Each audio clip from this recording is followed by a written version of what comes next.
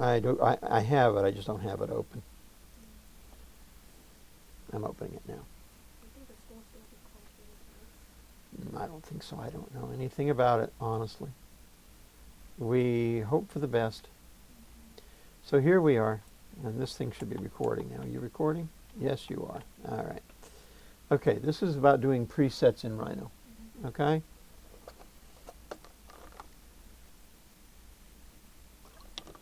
First thing I need is stones. So file, import.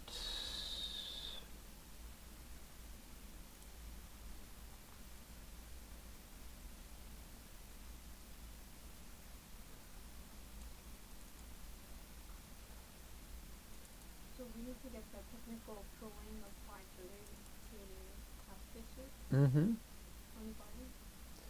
Yeah, if you can. Okay, there's a 10 millimeter round stone. Oh, it should be 12 Yeah, well, it won't be because I'm making it for Melly. So to make this 1 millimeter, I'll make a copy of it here. I make a 10 millimeter for my library because it's easy to make 10 millimeter any size. To make it 1 millimeter, I just scale it 0.1. To make it 1.2 millimeters, I just scale it 1.2. Oops, sorry, 0.12.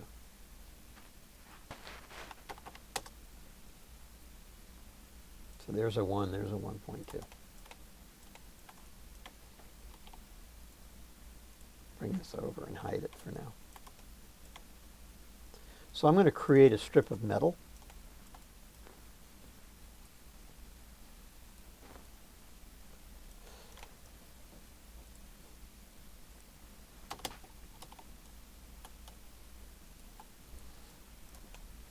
To do presets, you should have the width of your stone, okay, which is, in this case, 0.5, both sides. You should have 0.07 beyond that. for the wall. Yeah. Distance between this and the wall. For the wall, you should have at least a 1/4 millimeter. But we'll do 0.2 because 1 millimeter stones are awfully small. Okay. So how much millimeter total do we want for the metal? Okay.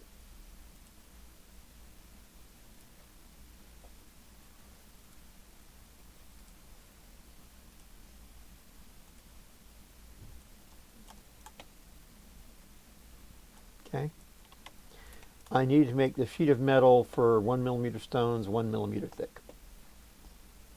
Used to be 1.2, but people are getting very worried about metal weight nowadays. So I'll do 3 point.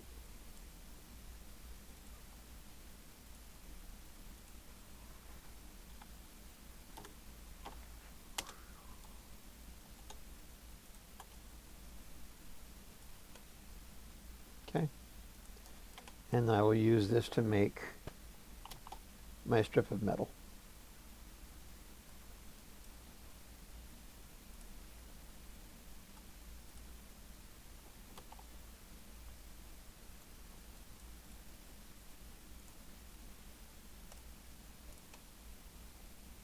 Okay. Now I want to go ahead and bring this stone up to there.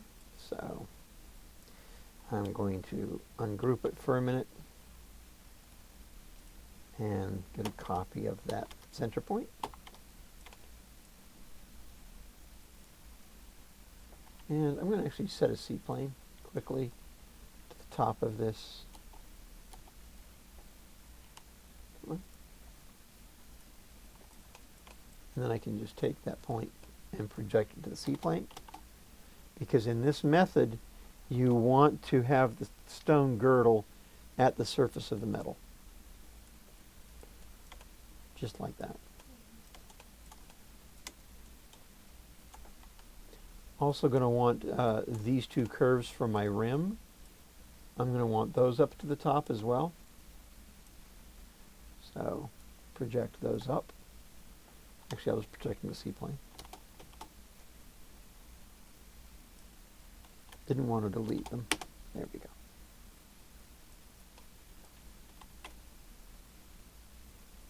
So now I have that. Okay? Our basic block with the side rails delineated as to where they're going to go.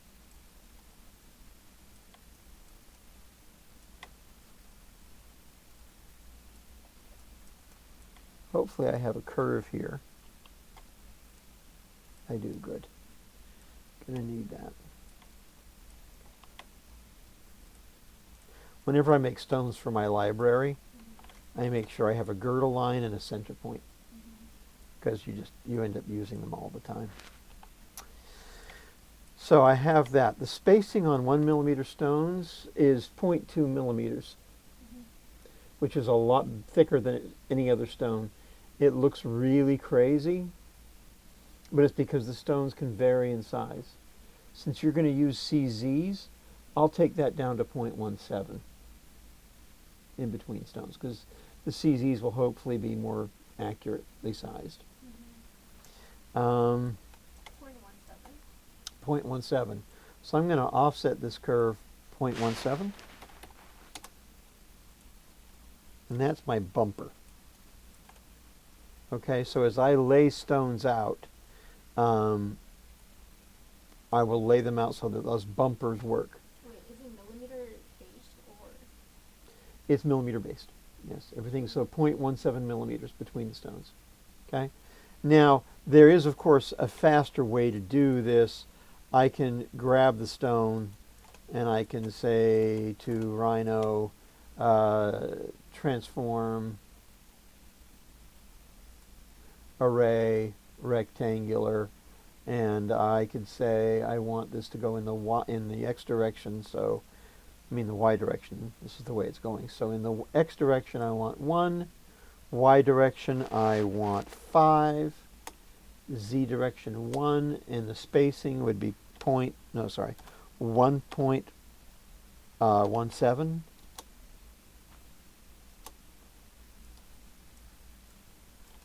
And that'll give it to me automatically. Okay? But in practicality, when you're making these on a piece, usually you don't have the luxury of doing an array, or a lot of times you don't know how. You can also do array along curve, which will work really well, but that's a whole other video. So I'm just going to show you how to space them manually. So where is the 5 millimeter? So you just write down the 5 millimeter, one of those numbers that you put on the array? Oh, that was, it's 5 stones. Oh, 5 slots, okay. Yeah, so I was just commanding the array. But to do it manually, I'll just select them, go into an orthographic viewport so it's easy for me to see. If an orthographic viewport doesn't work, I'll stay in a perspective one. And I want to copy, I don't want to move.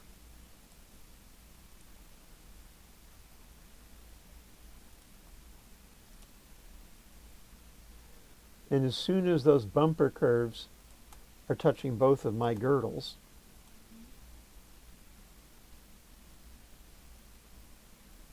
Is that exact? it's exact enough, yeah.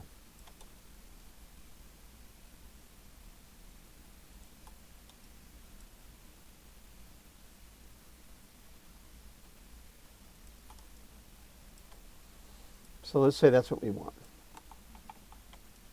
So now I have my stones, and I have them spaced, right?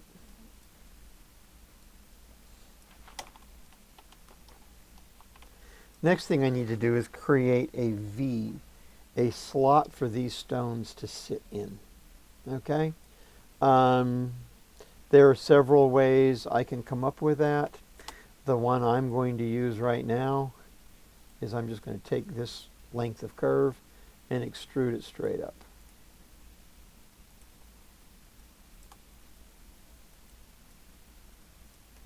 Like so. I'm going to turn that off, and I'm going to rotate this using the front C-plane.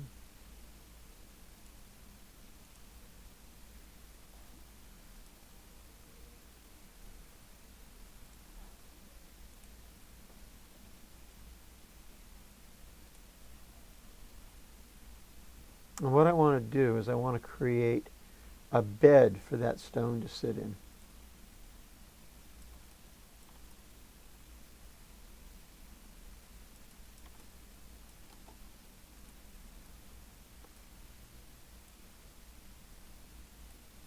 And I generally want to have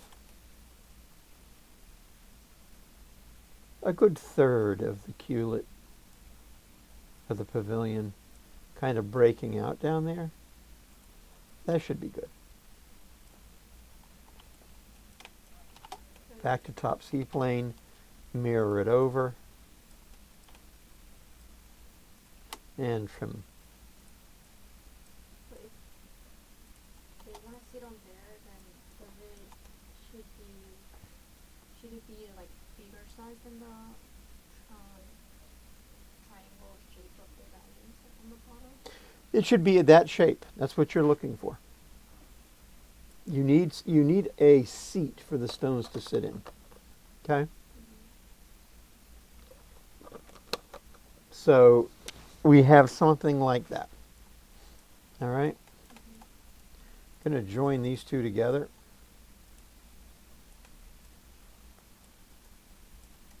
And I'll go ahead and use them to trim out.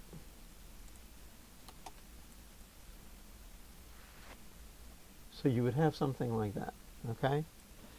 Before I trim it out, I'm going to decide where my row of stones are going to end. And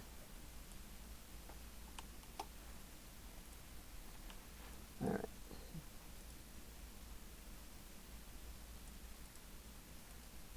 Going to take that surface off because rhinos seem to be having a hard time telling which one I wanted to steal an ISO curve from. And here, this is really a matter of taste for you as a setter. You want to leave enough room in these two corners for a bead. If you're concerned, leave more space than less. That's probably about right. Going to mirror that over. And just like I did before, I'll just extrude this straight up. Farther than I need it.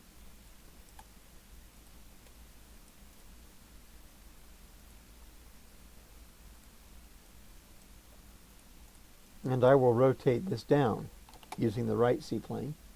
You know how I keep changing C-planes, don't you? Keyboard shortcut. If you want to change them yourself, you have to go perspective, set C-plane, world top, world front, world right. That takes forever. So I have that set as a keyboard shortcut. Rotate. And it's the same idea here.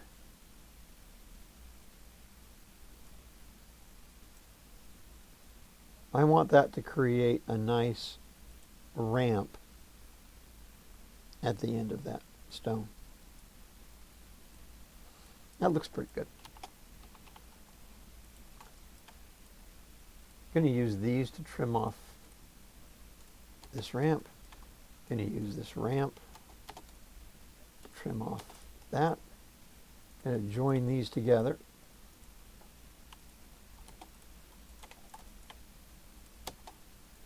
And I will use that now to trim my block.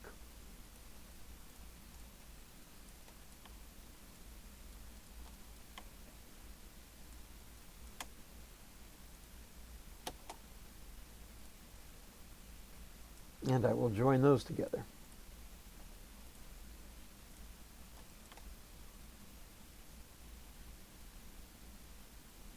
Okay. So now we have stones. I'm going to go ahead and get rid of these because they're just hard to look at.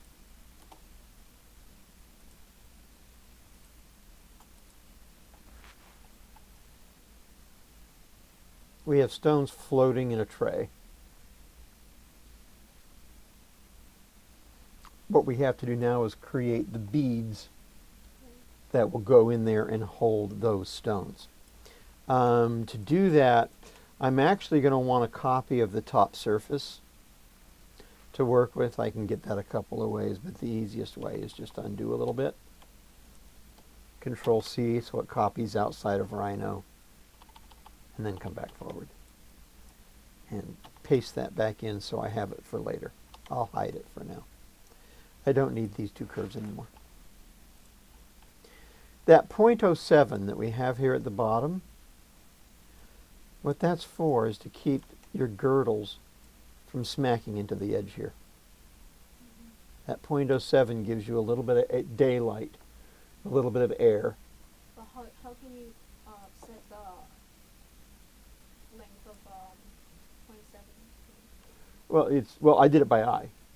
I made the buffer .17 beyond 1 millimeter, and that's 1.17. Okay. So now I'm going to make the beads. Beads are their own thing. Wait, 1 millimeter square. Yeah. Now for your 1.2s, it'll also be .17. So you use .17 for all your stones. Yeah. Because I'm being generous on the 1 millimeter. 1 millimeter should be .2. The smaller the stone, the more space you have to put between them, because the smaller your stones, the less accurately they're cut. So you have to allow tolerance to fit different size stones in, right? Okay? I don't want it, that's why I say I don't like using 1 millimeter stones, is because and they're going to have gaps. It's going to look more metallic. The beads are going to look really big. Everything is going to look really big. It's going to look like more metal than diamond.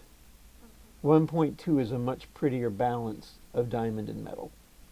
But what if I have a thinner metal base that I put pieces on? Then does it look more like stones instead of metal? Well, yeah, but you can't go thinner than this. Yeah, I have like 1.6 something. Yeah. So I'm going to make the beads because we're going to run out of time if I don't. Okay, the beads. Beads can be 0.4 to about 0.7 in diameter. Okay? 0.4 is what you're going to use for the 1 millimeters because you can't go smaller. So I'm going to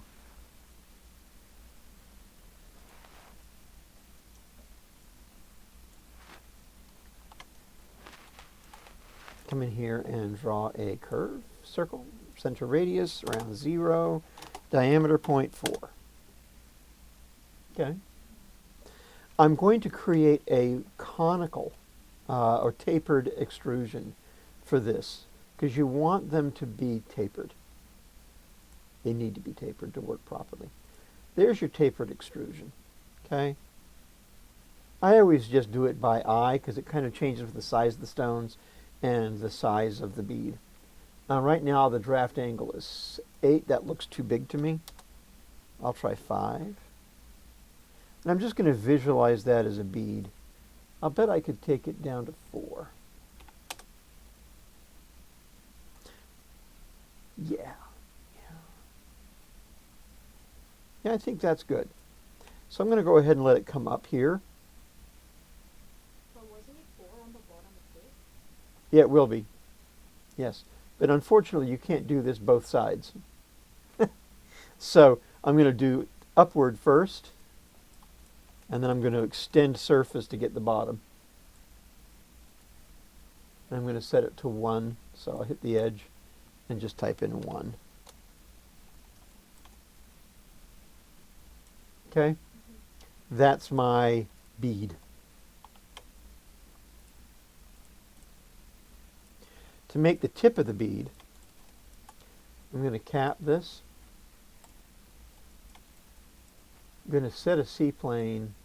Well, first I'll extract that top surface, so I'll right-click Explode, copy equals no, to get the tip of that off. And I'm going to set a C-plane to that. What did you just do? Set C-plane, construction plane. Before I that? extracted the surface. If you right-click on this Explode key, you can peel a surface off. You can either make a copy or don't make a copy. I don't want a copy. I want to take off the original, like that. Okay? And then I set the C-plane to that. The reason I did that is just going to make it easier for me to scale this.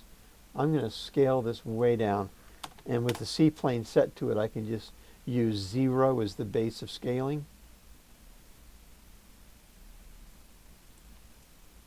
I'll go down something like that. Okay. Actually, I'm ahead of myself. Ignore me. We're not going to do that yet. First, we have to place these. I don't know where to put that cap until I've put these in position. So I'm going to group this together, the bead and its diameter. Its diameter has to go up to, and this is why I hid that, it has to go up to this surface. So a couple of ways I can get it there.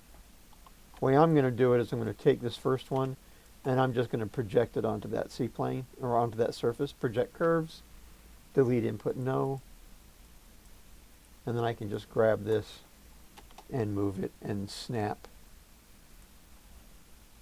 from the center of this to the center of that. There are several ways you could get it there. Any way you want to get it there is fine. They all work. Why did you start from the bottom?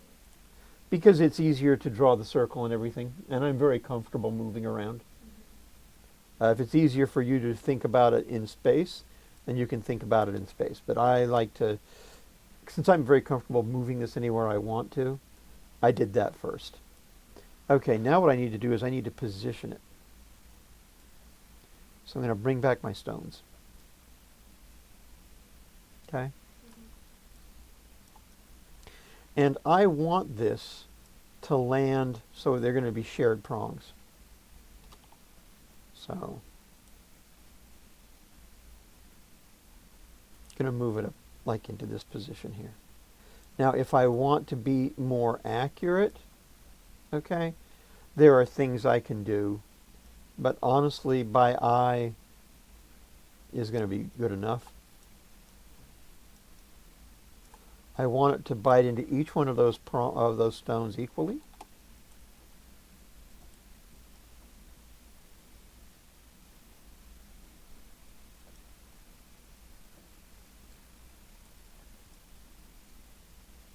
And I don't want it to break out of the side of the channel. And I want it to bite into these stones just a little bit. Almost just touching. A little bit of a bite. That's pretty darn good.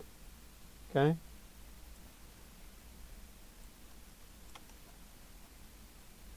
The next thing I have to make sure of is that it can't be more than, it can't be less than 0.2 of a millimeter between here. Between that one and the next one over. To make sure that's what I get, I'm going to make my favorite measuring tool, which is just a sphere. I can put it anywhere. I might as well just put it on top of this. That'll work. Diameter 0.2. Go ahead and see who that is.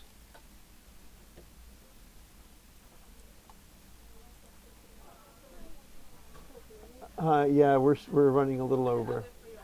Okay, thanks. Okay, so I've got that. I'm going to mirror this over just to make sure that that works. You always want to test it. See, that's more than 0.2. If it's closer than 0.2, you don't have enough room to set. You can't get your tools in there. Okay? The more the merrier, actually. So what I would probably do in this case is I would probably mirror that with history. And then see how far away I can move this and have it still touch the stone. About there. Okay. So now I'm ready to finish my beads. The rules about beads are that the top of them are 1/4 of a millimeter above the table. Okay? So, if I create a cutting plane for those two stones, for example, it's a fast way to make this surface, is to come to Surface Tools, Cutting Plane, and then just use end snap to grab anything on the crown. I mean on the table. That'll put its surface right at the top of that table. Move that up 0.25.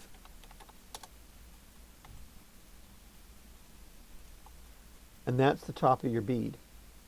Okay? Now, where I learned how to do this, you did at 0.2,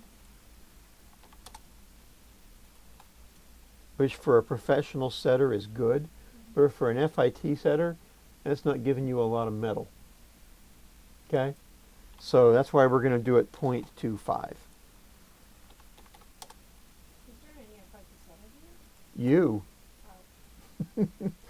You are your own personal FIT setter. Okay? I'm going to lop the top of this off with this, so I'm going to do a Boolean difference. I'm going to check my direction. I want that to point towards what I'm cutting. So I want it to point down towards this. And then solid difference. And that'll give me the height for my bead. Okay? Now you've probably been curious about the bottom of the bead. The bottom of the bead also has a distance. Bottom of the bead is 0.7 below the girdle, or below the top of the surface.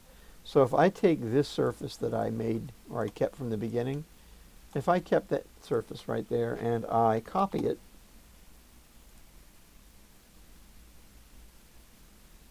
.7, straight down, I can use that to cut the bottom of this bead off.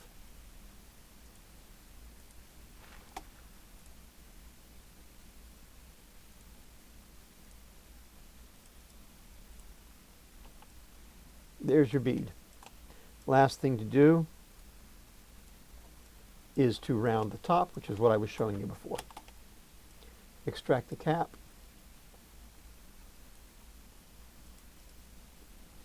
Set a C-plane to it. Scale it down tiny.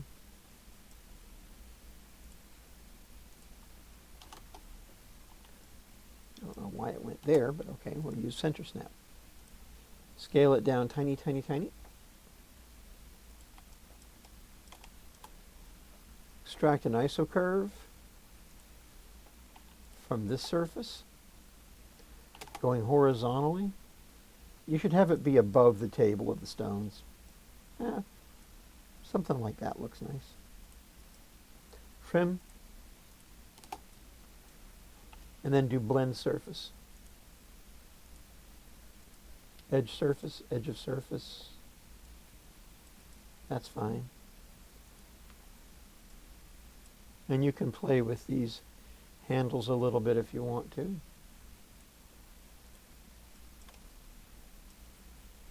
Join these together. That's your finished bead. Mirror it over. Copy so you have enough of them.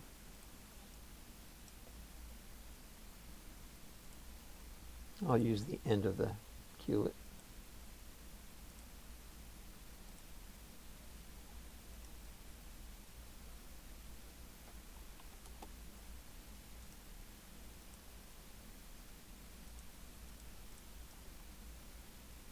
Looks pretty good. Okay, we have a little bit of a problem at the end.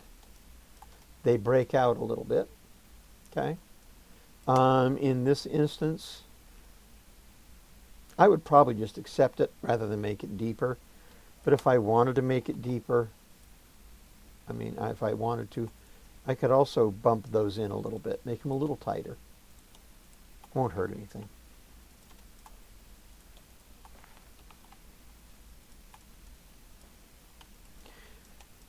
Yeah, last thing I would do with this is, as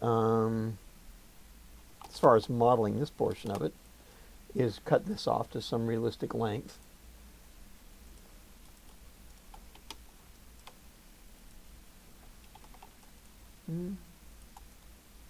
Something like that.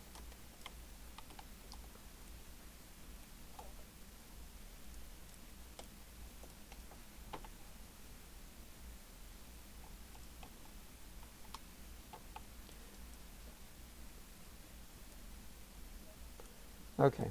The last thing that has to be done to this is you need to cut holes for the stones. Cut holes for the stones? Mm-hmm. Into the metal. So we're going to make a cutter.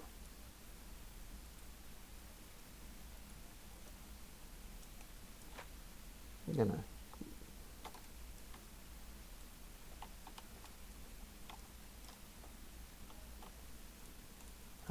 just need one of them. Take that girdle curve. I'm going to extrude to a point.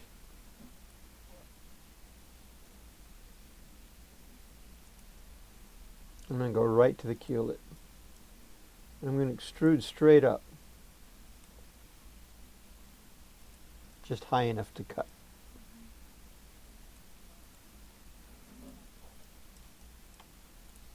I want to create a seat for that stone. Just want to take a look.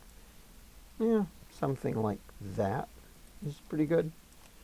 And then I will extrude that straight down till it pokes out the bottom. I will trim, join, join, cap. That's my cutter. Bring back my stones. Oop, that didn't join for some reason.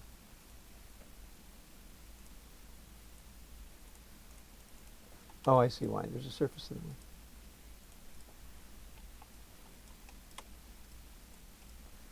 Oh, I had solid yes on the extrusion as an option. My bad. That's why. There. Okay.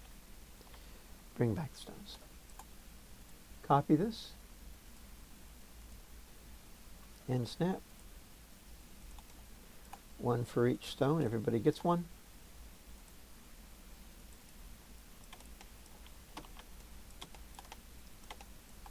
Turn off the stones. Bring this back. Now, before I ever do a Boolean, I select all the objects. I copy, I paste, I group them together, and I put them in storage.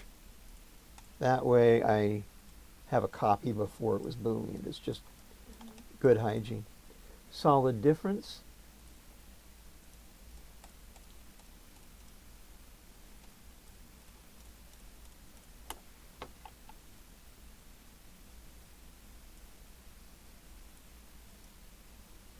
Solid union. And once again, I would grab these, copy, paste, group, and put them in storage. And then union.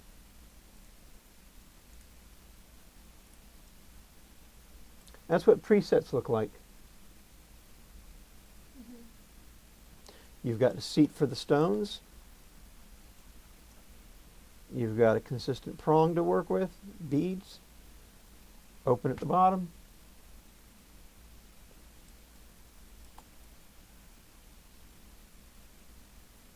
So is it possible to flow this on the curved line? Curved metal?